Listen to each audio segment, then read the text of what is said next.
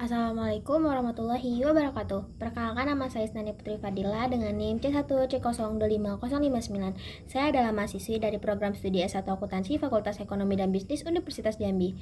Di sini saya akan membahas tentang dasar-dasar perhitungan pajak, depresiasi, dan amortisasi dengan dosen pengampu saya yaitu Bapak Dr. Wirmi Eka Putra SEMSI serta Ibu Nimas Dian Mesaro SEMSAK.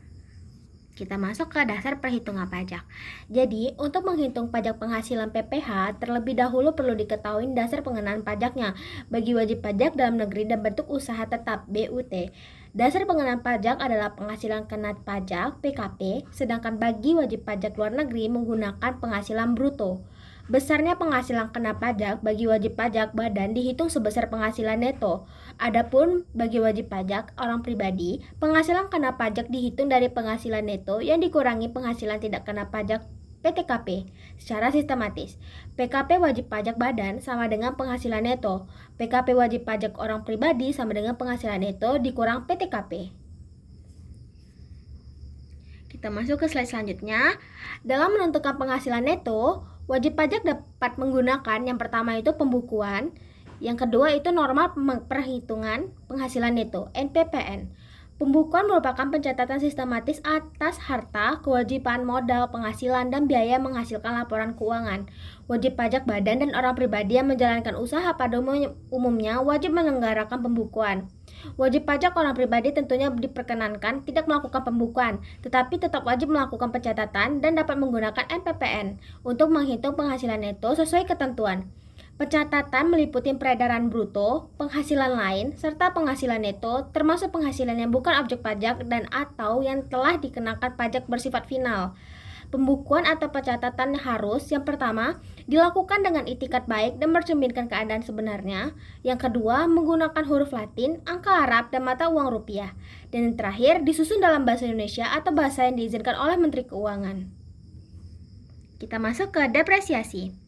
Jadi, untuk menghitung besaran penyusutan harta tetap berwujud, harta dibagi menjadi dua golongan, yaitu harta berwujud yang bukan berupa bangunan dan harta berwujud yang berupa bangunan.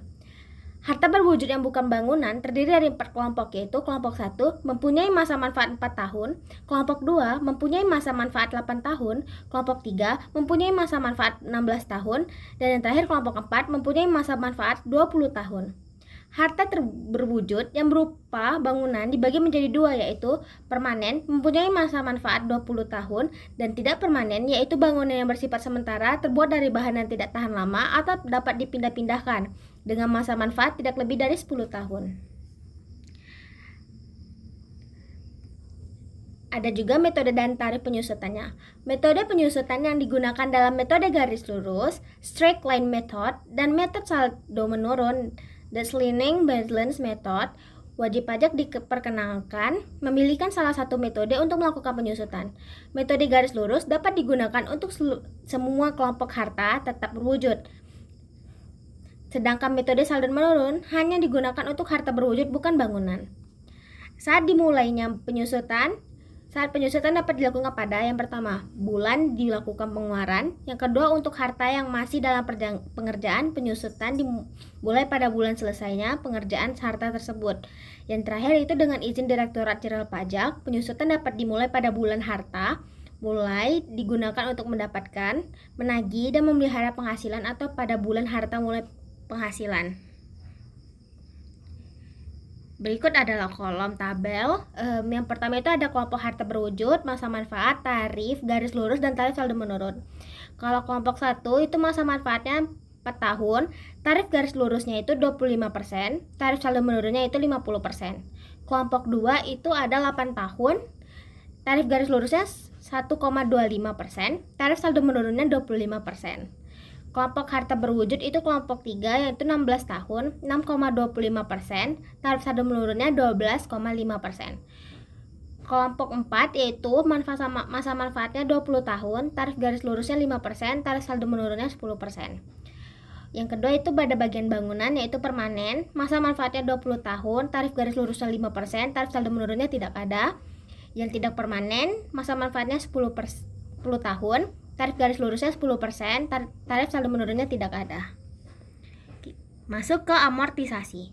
Harta tak berwujud digolongkan menjadi yang pertama itu kelompok 1, yaitu kelompok harta tak terwujud yang mempunyai masa manfaat 4 tahun. Kelompok 2 yaitu kelompok harta tak berwujud yang mempunyai masa manfaat 8 tahun. Kelompok 3 yaitu kelompok harta tak berwujud yang mempunyai masa manfaat 16 tahun.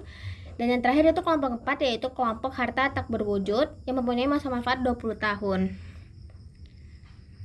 Metode dan tarif amortisasi, harga perolehan harta tak berwujud dan pengeluaran lainnya termasuk biaya perpanjangan hak guna bangunan, hak guna usaha, hak pakai dan muhibah, goodwill, yang mempunyai masa manfaat lebih dari 1 tahun diamortisasi dengan metode garis lurus, straight line method, dan metode saldo menurun, declining balance method.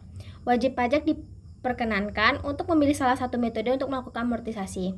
Kelompok, metode, dan tarif amortisasi berlaku juga untuk pengeluaran biaya pendirian dan biaya perluasan modal suatu perusahaan serta pengeluaran sebelum operasi komersial, seperti biaya studi kelayakan dan biaya produksi percobaan yang mempunyai masa manfaat lebih dari 1 tahun yang dikapitalisasikan kemudian diamortisasikan.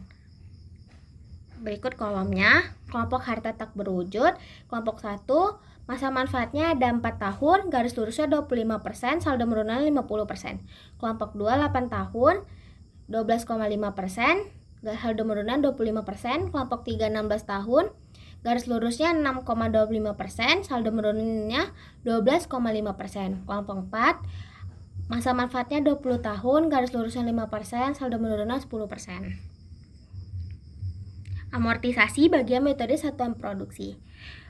Yang pertama itu ada penambangan minyak dan gas bumi. Amortisasi dengan metode satuan produksi diterapkan pada amortisasi atas pengeluaran untuk memperoleh hak dan pengeluaran lainnya yang mempunyai masa manfaat lebih dari 1 tahun di bidang penambangan minyak dan gas bumi. Metode satuan produksi dilakukan dengan menerapkan persentase tarif amortisasi yang besarannya setiap tahun sama dengan persentase perbandingan antara realisasi penambangan dengan taksiran jumlah seluruh kandungan yang dapat diproduksi. Yang kedua itu ada penambangan selain minyak dan gas bumi, hak pengusaha hutan, dan hak pengusaha sumber dan hasil alam lainnya. Amortisasi dengan metode satuan produksi setinggi-tingginya 20% setahun diterapkan pada pengeluaran untuk memperoleh hak penambangan selain minyak dan gas bumi, hak pengusaha hutan, dan hak pengusaha sumber dan hasil alam lainnya yang mempunyai masa manfaat lebih dari 1 tahun.